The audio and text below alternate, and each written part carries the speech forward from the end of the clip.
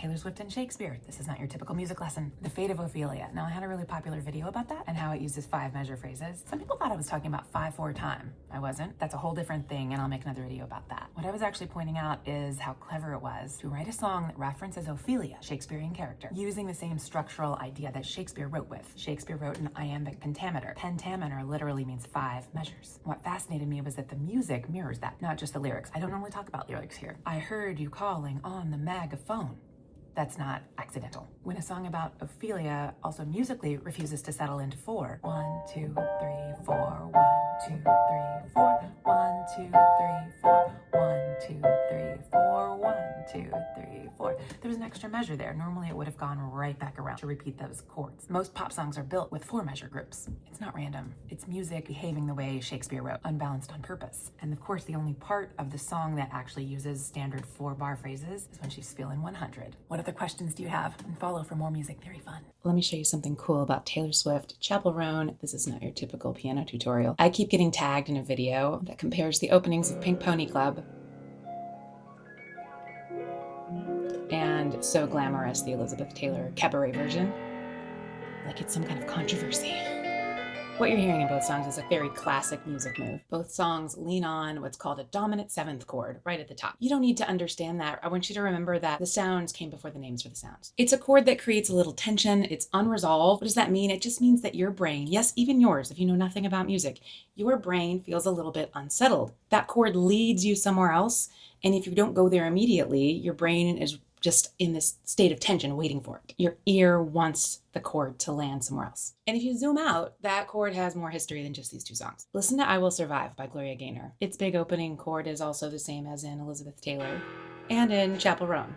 Now, Chapel Roan's song is in a different key, but the function of the chord's still the same. The same sense of tension and then release is what makes that beat drop in I Will Survive so excellent. It's powerful and it's resilient. It's forward moving. To me, it feels confident and emotional strength, which I think ties into all these songs. So when Chapel Roan and Taylor Swift use that dominant 7th chord at the beginning, they're just tapping into that same feeling, not copying each other, not even copying Gloria Gaynor. They might be referencing her because that's kind of a big famous use of that chord, but she wasn't the first to use it either. It's all just drawing from this shared musical foundation that we've had for centuries. I love that it's also one of the moments where the emotion and the music theory line up directly. It's almost like shining a spotlight on all the songs. Like, listen in, folks, I'm going to tell you something awesome. If you want more breakdowns like this, follow me or tell me a song I should decode next.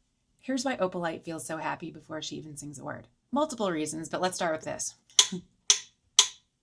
Opalite sits at around 125 beats per minute. All that means is that if you were to start a timer and tap your toe along to the beat within 60 seconds, you would have tapped your feet about 125 times. Now, our brains are constantly tracking rhythm. The part of your brain, especially the cerebellum, evolved to notice patterns in sound and movement. Our ancestors needed to be able to identify whether the approaching footsteps were a woolly mammoth or a saber-toothed tiger, for obvious reasons, right? When music is slower, like closer to a resting heart rate, it can feel more calming. It can actually calm the nervous system. That's part of why slow songs feel soothing, relaxing. You know, when you sing a lullaby, you don't go like, go to sleep now, you little baby, right? When tempos get really, really fast, your brain can interpret that as a threat, something urgent. It can light up your amygdala, which is part of your fight or flight response. But 125 beats per minute lives in this sweet spot. It's not super relaxing. It's not resting heartbeat. And it's not adrenaline rush, like 150 beats per minute, where you're working really hard running from a predator. It's in this sweet spot of alertness. I like to think of it as the tempo of joy. It's fast enough to feel forward motion, but not so fast that your body thinks something's wrong. What songs make you feel happy instantly? Opalite opens by lying to our ears. The song starts on a 4 chord. What does that mean? So in music, the 4 chord represents kind of being an away from home feeling. It's not almost home. It's not home. It's dreamlike, away from home. Basically, it's not home base. But when we first hear this song and we hear that chord, we assume that it is home base because most pop songs start on the 1 chord. In the context of the whole song, though, it's not the 1 chord, but our brains don't know that yet. Also, that shimmer, that note right there, that's a major 7th. I think it's beautiful. It's kind of shimmery and glowing. It's not super dissonant, but it adds a little note of interest. Straight up major chord. Add the major 7th. Slight dissonance, but not so dissonant that you're aching to change the chord. So emotionally we're happy, but maybe not totally settled, which I think fits the story perfectly. She's singing about all the wrong things: haunted houses, ghosts, bad habits, eating out of the trash, relationships that feel good at first, but aren't right. And I love how the music puts us exactly where she is, thinking maybe this is home, that we've arrived, but it turns out we're wrong. And then when we finally land in the chorus to the one, everything feels right. Do you guys feel that little question mark? The melody of Opalite is doing a lot more storytelling than you think. Right at the start of the song, her vocals jump an entire octave from a really low note that I can't even sing unless I've got like a respiratory virus. I had a bed. It's a full octave. D to D. The brain hears this as distance, reaching, like you want to be somewhere else. If you've ever had vocal lessons or choir, you would have heard of the octave. And almost always it's taught in relationship to the song Over the Rainbow. That melody feels kind of instantly emotional. We have left home, gone pretty far away. And then also as the melody moves on, the melody keeps landing on notes that don't align with what the guitar is playing. This is a technique that composers use often. Almost always a composer will let that dissonance land and then change it so it matches perfectly. But in Opalite, there's a lot of clash in the verse between what the instruments are playing and the melody, what Taylor is singing. It's dissonance. Had a bad habit. Now the guitar's playing 4 notes, and not one of those notes is the note that she's singing. She's singing that note. So you get that mush of all these together. Not wrong, just tense. Your brain is amazing at recognizing patterns. So when notes don't line up the way it expects, it lights up just a really tiny stress signal. Nothing dramatic, just enough to say, hey, something's a little off. So even though the song might sound happy, our nervous systems know the story's not finished yet. Do you feel that tension? Why does the chorus of Opalite feel so good, like such a release? Don't you sweat it, baby, it's alright. How good does that moment feel? It's music theory, but don't worry if you don't understand theory. I got you. Right before we land on the chorus, we're sitting on what we call the 5 chord. Now the 5 chord creates an expectation. Don't you want to hear that? That right there is the 5 chord, and it pulls our ears towards the 1. At the end of the chorus, Don't you we're sweat it, lingering on baby, this 5 chord, and then it's alright. that chord delivers. Feels good. 5 chord creates that expectation neurologically. It wants to go home. And your brain is a prediction machine. So when she finally sings It's All Right and we land on that 1 chord, everything matches up. We've been dancing through the lightning, and then the body hears that reassurance even before she sings about it. Do you feel that release? Did Opalite feel familiar to you the first time you heard it? It's not just nostalgia, it's neuroscience. Now, if you don't know anything about music theory, don't stress about it. I got you. It's about what you hear and feel, not about the words for it. Your brain is constantly trying to recognize patterns. It's how we make sense of sound. If you think about our ancestors, they needed to know the difference between a saber-toothed tiger approaching and a woolly mammoth or a chipmunk approaching. It mattered, and our brains evolved to be able to hear those differences and recognize those patterns. Opalite lives in a musical neighborhood that is pretty familiar to us. It's kind of a Motown drive, even like an ABBA thing. I talk about how I feel like this song could have won Eurovision in 1975. It's just delightful pop song. Classic pop joy. The Taylor Swift Max Martin combination here is just perfection. If you've grown up with this kind of Western rock music, it feels familiar and your brain relaxes. It's like, I know what's going on here. And I love it because lyrically, she's talking about uncertain things like ghosts and haunted houses, bad habits, loving the wrong people. Lyrically, it can say one thing, but composing it in a familiar vibe makes it feel safe. And the music says, this joy is real. We've been here before. And for the record, as a songwriter who's worked with countless other songwriters, I feel like it's actually harder to write a happy song than it is to write a sad song. And Opalite is a banger of a happy song. Are there any songs that felt instantly familiar to you guys when you heard them for the first time? I want to show you something cool about the piano part in Eldest Daughter. It's not a piano tutorial. It's about how you can tell a story through music. People are going to say the chords to this song are simple. They are A minor, C major, and G major. But the piano part's doing something really sneaky and cool. The left hand moves around. The guitar part, when it comes in, it has freedom. But the right hand stays trapped around a G chord, which is our home chord. The 1 chord trapped at home. It's like the harmony is saying everybody else gets to move around, but the eldest daughter, the right hand of the family, is the anchor. And I think it's represented really beautifully in the right hand of the piano. And you can feel it in this cage, the whole song.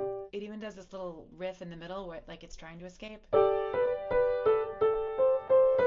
But it's trapped within the shell of a G chord, the home chord. And then in the bridge, when she finally lets go, it's like she's exhaling. That's why it hits so hard. With Taylor, it's never just lyrical storytelling, it's also harmonic rhythm storytelling. Is doing so much storytelling. I love that you asked about it. Hey, I'm Bridget, breaking down Taylor Swift songs for you. Here's what's going on musically. That line's the only place in this song where the eldest daughter's not holding the arrangement together. And I think that absence is just as important to the storytelling as its presence was the rest of the song. Up until the end of the bridge, nothing drops out yet. You've got this build of piano, add the guitar, add this stack of vocals, tension and release and repeat. The harmony opens up. The rhythm feels really, really big, nostalgic and cinematic. To me, it feels like speeding up and slowing down at the same time. And it's this push-pull of tension and release, both harmonically and with instruments, that makes you feel the tension and release. It feels really big. Your body feels it before your brain does, so it doesn't matter if you don't know what the words are. That's why you're reacting the way you are. The right hand had just been playing this, and then in the bridge, it was doing these big chords.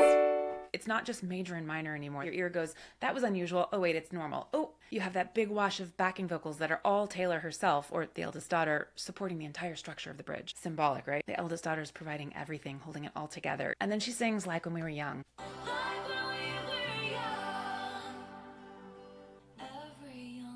There's a delay, an echo on the word young. Young. And to me, it reminds me of that moment in Wayne's World when they're doing a flashback and they go, doodle-doo, doodle-doo, doodle-doo. Like all of a sudden a spotlight comes on a stage and we're going to focus on something different. Complete change of scenery. And that's the exact moment when everything drops out musically, except for the root of the chord. So that right hand part, that was symbolically the eldest daughter staying on the home chord, that's gone. Instead, we get the foundation, we get the roots.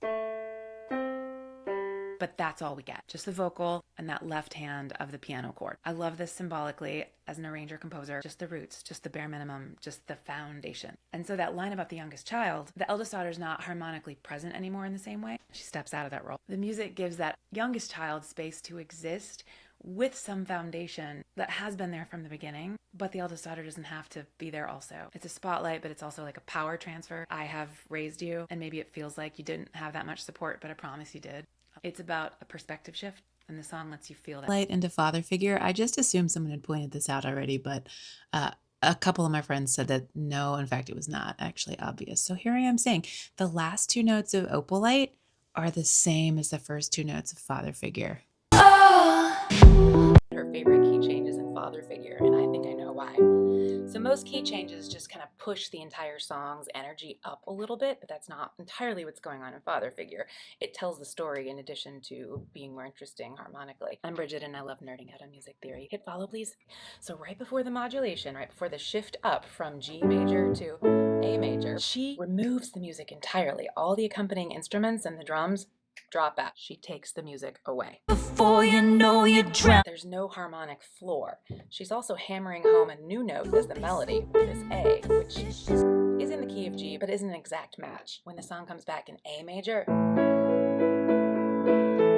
the music has been taken away and entirely relocated. Perfect metaphor for the whole Taylor Swift's career masters debacle. Her masters are sold out from underneath her. She took the music away and then offered it again in a new location. There's an Easter egg in father figure that I haven't seen anyone talk about, and it's not lyrical, it's audio design. I'm Bridget, I'm a songwriter, producer, music theory nerd, and I spend a lot of time analyzing how musicians tell stories through their music, not just their words. Taylor Swift is so good at this. I was listening to father figure because someone asked me to talk about the key change, and I'll do that in another video. This has got to be a series at this point, but something in the first 5 seconds made me cackle. Like I hit pause, though she did not, and laughed so loudly that my children came running to see what was the matter. Yes, the song opens with drums.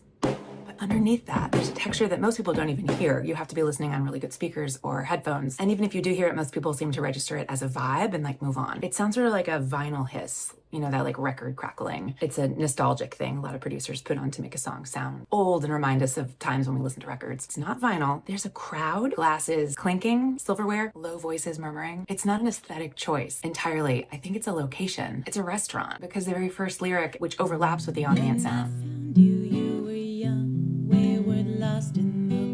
The song opens at the exact moment of being found, and in Taylor Swift's story, there's only one location that makes sense: the Bluebird Cafe, the place where somebody sat across from her, saw potential, and changed her life. I absolutely think it's just a voice memo recording of somebody sitting in the crowd at the Bluebird. Is this something I can prove? No. Is there another location that makes sense? No. Why else would she put a restaurant in the beginning of this? Storytelling through music, organized sound. I thought this was really fun. Let me know if you have more music questions. Headphones on, trust me. A lot of people have been laughing about Wood by Taylor Swift for obvious reasons. Broken by your magic wand. But I haven't seen anybody talking about, and I have looked in the forums and searching for this, but there's a sound in the very first second of the song that you won't hear it unless you've got headphones on and it cranked up. But I've isolated the sound waves and upped the volume and want to share it with you. You ready? Now that's it on a loop. Let me just play it once. Do you know what it is? It's not a drum and it's not a glitch. And it's actually followed by like a tiniest bit of white noise, which is exactly the kind of sound that happened when I used to push play on my Sony Walkman. Who knows if it's an actual Walkman, but it's definitely some sort of tape player. So the song's not just referencing the 1970s by that groove. It opens in the 1970s. Nostalgia, sound design, storytelling. If you like to nerd out on music theory and audio design, hang out here with me.